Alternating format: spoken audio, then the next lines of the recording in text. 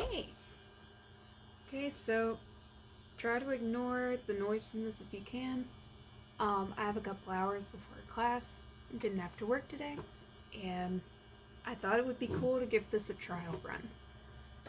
Because I would like to do some cozy review videos where I cook the recipes while I'm talking about the book. But the last one I had to review did not come with recipes, and I need to eat lunch. And the next book I'm reviewing, I'm gonna have to wait to post the video for a while anyway, because it's an ARC. So, I just thought we could talk about a topic I'm surprised I don't see more of, and that's the subtle feminism in cozy mysteries. I don't even know if you'd call it subtle. It's just maybe not as overt as it is in a lot of contemporary literature. I think this is my first time using one of these. I think it's ready. I went ahead and pre-prepped most of the ingredients. Like, I air fried my potato and chopped up my cabbage and carrots. Ooh, yeah, this is one. This is a very simple and incredibly cheap meal I'm quite fond of. Actually, because I think it's somewhat healthy. It's literally just shredded cabbage, red or green or both. Carrots sliced up with a potato peeler. Chunks of already baked potato.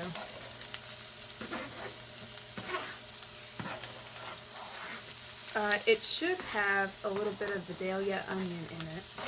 Vidalia, as my grandparents would say. However, the winter weather caused everyone to panic buy them, and there weren't any at Walmart right now. So we're working with what we've got. For a little extra protein, I'm going to add some canned chickpeas.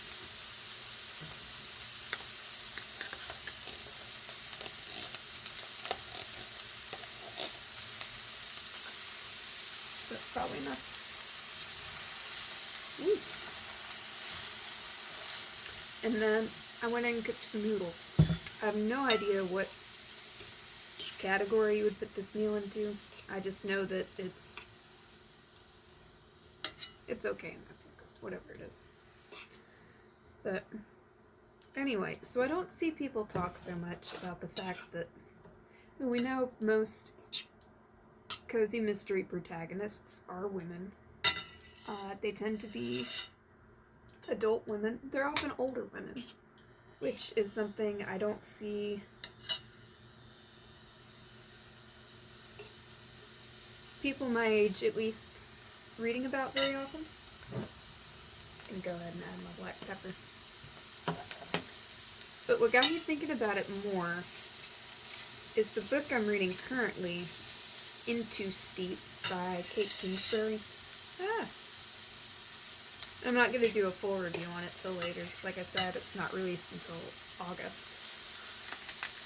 But there is one book already out in the series that I haven't read, and it revolves around an older lady in, I think, her mid-60s, who's widowed and runs her own tea shop, or tea room.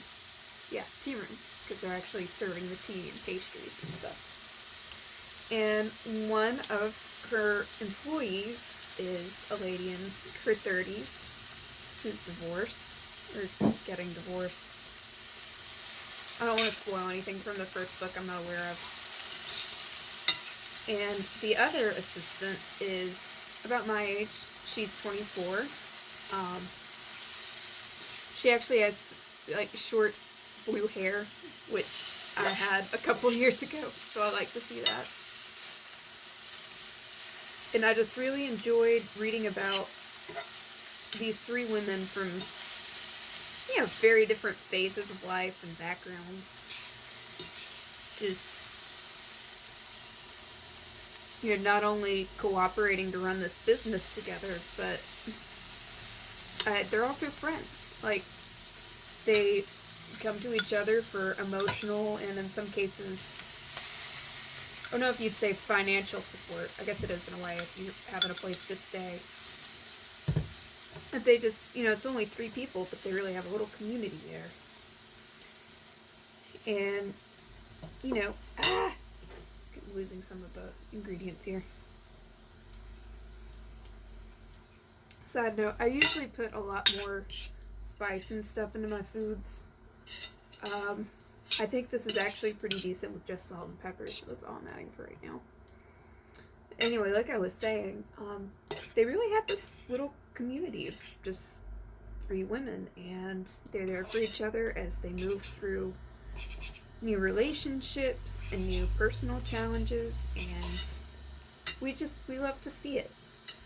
I've read several other books where you follow, middle-aged women through relationship and career changes, and you watch their personal growth and development.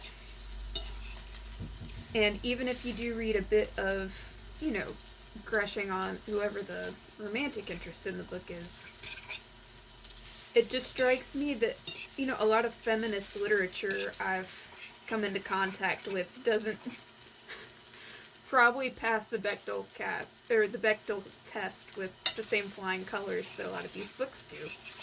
It's just really underhyped.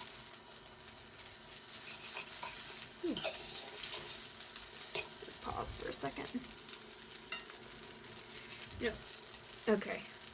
So I'm getting this crispied up a little bit. I was also thinking about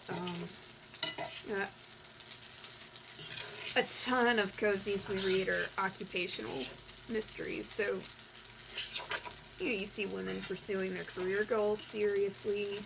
You see that in The Deadly Inside Scoop, where she's starting her own ice cream shop, and you see how close and fiercely protective of her family she is, even though she's not yet might never be a mother.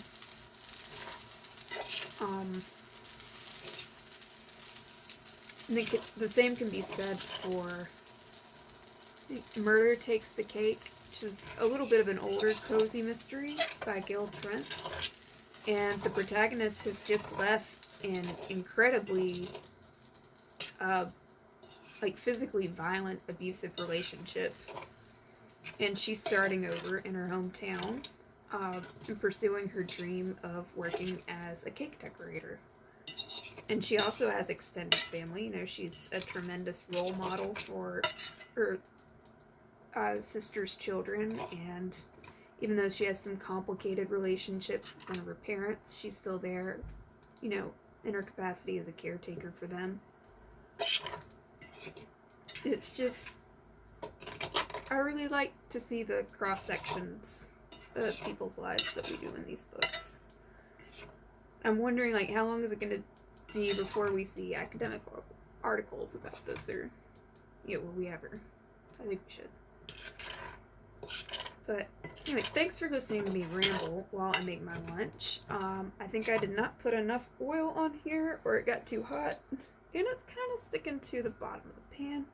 So I'm gonna go ahead and switch that over here, at least a little of it.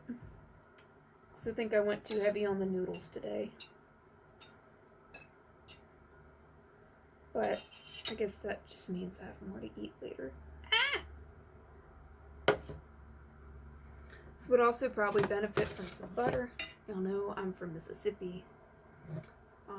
We love butter, but I don't have very much of it on hand at the moment. I've been out of town for some family circumstances. I'm gonna snack on the butt of the carrot. And canola oil it is. So, if you're fairly new to cozies, or maybe you have an interest in other feminist literature and you happen to come across this, just leave your thoughts in the comments if you know of any other writing or, video rambling about this. I'd like to check it out for myself. And, here you can see the weird little hodgepodge of food I've gotten together.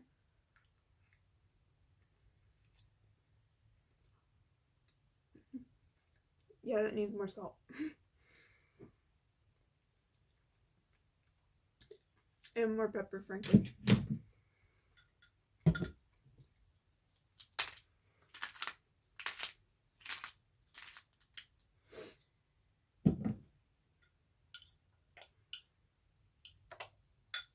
Also, if you can think of any adjustments I could make to this that would kick it up a notch in terms of like taste or nutrition, also let me know.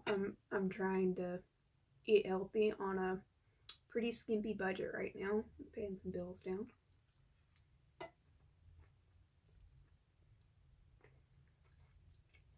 Every bit helps. Anyway, thanks for watching. I'll see you later.